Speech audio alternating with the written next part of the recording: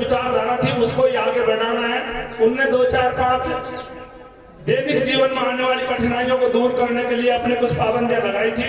उनको मैं वापस दोहरा दूं। महाराज जी मूर्ति पूजा के घोर विरोधी थे, पत्थर का आगे सिर नहीं झुकाना है। अब यहाँ आते हैं सभी लोग, उनको इस चीज का ध्यान रखना है। एक मृत्यु बोझ न कोई करेगा न खाएगा, ये पता होगा आप सभी को जो पुराने आते हैं इनको।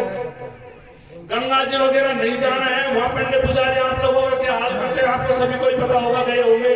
पर फिर भी अपने यूं कहते हैं साहब लोग तो माने निंदा कराएं या हमारे जाना पड़े, तो लोग निंदा से बचने के लिए गलत काम कर ले, ये भी न्याय संगत नहीं है। डालडा वगैरह तो महाराज जी ने कर ही रखा था। अब अपने यहाँ आ रहे जो दहेज भी महाराज जी के लिए निषेध था, इसके पीछे महाराज जी का एक उद्देश्य था फिजूल खर्ची रोकना। अपन जब दहेज दे के या शादी में बड़ा खर्चा करके कर्जे में डूब जाते हैं तो जिंदगी नरक इसी से ही बढ़ती है। भवसागर कुछ भी नहीं है जिसमें गोते खाते ऐसा कुछ भी नहीं है, कल्पना है। भवसागर क्या है, अपन अंधाधुंध कर्जा करके फिजूल खर्ची करके इतना कर्जा माथे कर ले, अब 10 साल तक लोग अपने घर मांगने आने वाले रहे, जात बिगाड़ते रहे, अपन को रात को टेंशन में नींद नहीं आवे, यही भवसागर है। और इससे बचने का उपाय भी महाराज जी ने ये बताया, जितना कमाते हो उससे आधा ही खर्च करो फिजूल खर्ची। इसीलिए दहेज को और गहनों को इन्हें महाराज जी ने प्रतिबंधित किया था। डीजे वगैरह आजकल की नई समस्या पैदा हुई है, हो सके तो इसी से भी बचना ही है। और शराब का सेवन, मदिरा पान वगैरह करके अपने यहाँ कोई नहीं आएगा बिल्कुल भी। अगर किसी को ऐसा लगता है कि भाई दारू पीना जरूरी है, वो और कोई दूसरी जगह देख ले ज्ञान प्राप्ति की। अपने यहाँ भी आने वाले सभी लोग करीब करीब गुटखा वगैरह तो खाते ही है। सत्संग के दौरान बीड़ी सिगरेट हुक्का तंबाकू कुछ भी नहीं चलेगी, पीना है तो अलग जाके पी ले, पर मांस मदिरा गुटखा अंडा ये सब चीजें तो बिल्कुल निषेध रहेंगी। ये महाराज जी की विचारधारा के खिलाफ थी बिल्कुल भी। और अपन यहाँ भी आते रहे और सांसारिक काम भी करते रहे, इससे आप खुद के साथ ही धोखा कर रहे हैं, इससे फायदा होने वाला कुछ भी नहीं है।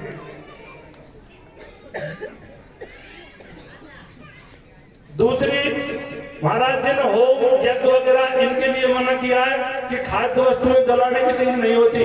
घी होता है, तिल होते हैं, गुड़ होते हैं, ये खाने पीने की चीजें होती हैं, ये जलाने की नहीं होती हैं। और इन कर्म कांडों से हमको बचना है, यही भवसागर से तिरना है। और एक चीज मेन जो महाराज जी की 2 चीजें थी, एक तो ये है कि अपन कोई नशा पता नहीं करते तो आदि भक्ति तो ये हो गई। भाई जो काल्पनिक देवता राक्षस हुआ करते थे ना, उनमें ये बता रखा देवता तो फल फूल मेवा मिष्ठान वगैरह खाते थे, चाहे काल्पनिक हो गए हो, पर उन्होंने डिवाइडेशन कर रखा है। राक्षस मांस मदिरा दारू पानी ये काम करते थे। तो अब जो अपने आप को किस कैटेगरी में है जो अपने हिसाब से देख लो, अब भी अपन कहाँ जी रहे। अगर अपन कोई नशा पता नहीं करते हैं तो आदि भक्ति तो अपनी ये हो गई। और इसके अलावा दूसरा चरण है अपने दैनिक कार्यों को सुधारने का। तो अपनी इंद्रियों पे कंट्रोल करके ऐसा कोई कार्य नहीं करें जिससे जेल जाना पड़े, माथा फूट जाए, मुकदमा लगे या टेंशन हो गए। इनसे बच गया तो यही भवसागर है। किसी ने गाड़ी दी, डोड़ा तोड़ लिया, वो चैलेंज कर रहा है अपन को नहीं जाना है माथा फुड़ाने, यही बस ज्ञान है, इसके अलावा कुछ भी नहीं है।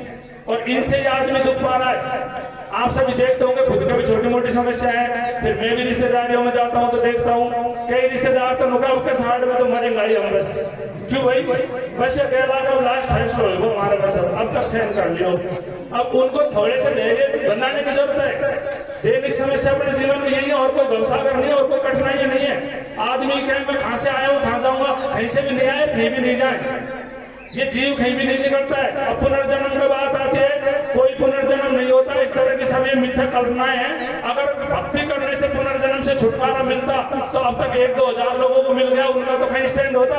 वो कौन से बारे में बंद है, वो होता है कैसा भाई? 10-20 हजार ने तो भक्ति करी नहीं होगी, अगर उनका पुनर्जन्म से छुटकारा मिल गया तो वो खाया। स्वर्ग नरक कुछ नहीं है। अभी तुमने देख लिया चंद्रयान फोटो भेज रहा है आसमान में से, वहां कोई स्वर्ग नहीं है कुछ भी।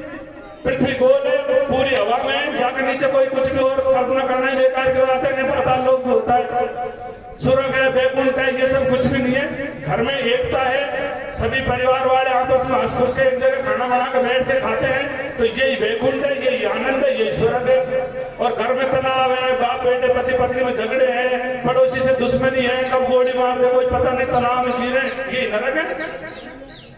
तो अपन को दैनिक जीवन में जो समस्याएं आ रही है उनमें सुधार करना है। गहरे ज्ञान की अपन को बिल्कुल भी जरूरत नहीं है। नंबर 1 बात, जो यहाँ आश्रम पर आते हैं उनको महाराज जी की बताई हुई मर्यादा को पालना करना है तो आना है, और जब नहीं पालना करते तो उनके यूं एक आंकड़ी खूंदने से कोई फायदा नहीं है बिल्कुल भी। जो संत महापुरुष हैं जिनको बहुत ज्यादा शब्दों का, ब्रह्मांड का, वेद पुराणों का ज्ञान है, उनको अलग से संगोष्ठी करके उन चीजों पर विचार मंथन करना चाहिए। फिर भी मैं दावे से कहता हूँ वो कोई निष्कर्ष पर नहीं पहुंचेंगे, कभी भी नहीं पहुंचेंगे। आत्मा कहाँ रहती है, क्या खाती है, कितने ग्राम की है, शरीर में कहाँ है, ये चीजें मैं सुनता आ रहा हूँ बचपन से। आज तक तो इनका कोई रहस्य खुला नहीं है। और अभी 2 घंटा को ये सब्जेक्ट को दे दूंगा तो गड़बड़ेगा 2 मिनट में। तो ये चीजों का कोई औचित्य नहीं है भाई। चाहे पुनर्जन्म बोलो, चाहे भगवान बोलो। अब भारत में तो राम पैदा हुए थे कि राम दशरथ के पैदा हुए, उससे पहले सूर्य, आकाश, पृथ्वी, जल कुछ भी नहीं थे थे नहीं थे बताओ? थे। तो कृष्ण पैदा हुआ उससे पहले नहीं थे? तो वो भी इसी तरह हमारी तरह पैदा हुए। हो सकता है वो कोई महापुरुष हुए होंगे हमसे ज्यादा और उन्होंने अच्छा काम किया होगा, पर वो भगवान कैसे हो सकते हैं? और फिर वो भारत में, तो जापान के लोग किसके भरोसे जी रहे हैं? फिर वो तो मर जाने चाहिए थे, उनका तो भगवान ही नहीं है कोई। बताओ। तो ये चीजें आपको समझ में आ जानी चाहिए। अब इसका मैं आपको एक बहुत अच्छा सा उदाहरण बता दूं। ये कुछ कुटिल लोगों ने कब कल्पना करके कम किए। आपने देखा होगा एक देवता का वाहन उल्लू है, गरुड़ है, भैंसा है, बैल है, चूहा है, ये सारे देवताओं के वाहन हैं।